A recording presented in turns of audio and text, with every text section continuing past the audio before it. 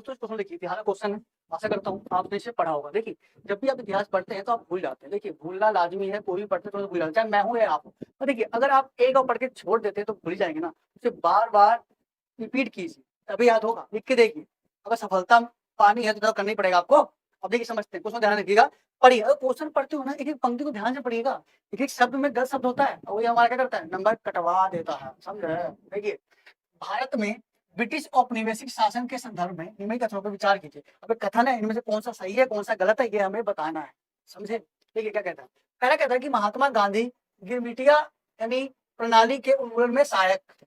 ठीक है, ये बात बिल्कुल सही है जी, वो थे उस समय। ठीक, अब देखिए लॉर्ड चैमफोर्ड की वॉर कॉन्फ्रेंस में महात्मा गांधी ने विश्व युद्ध के लिए भारतीयों की भर्ती से संबंधित प्रस्ताव का समर्थन नहीं किया था।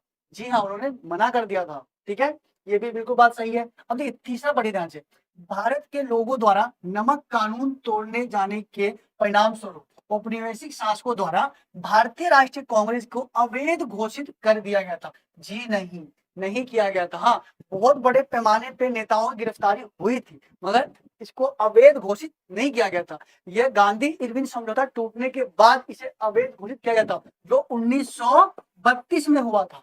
समझे, अगर आप इतनी सी बारीकी से पढ़ेंगे तो क्या सफलता आपको ही मिलेगी मेरे दोस्त, समझे।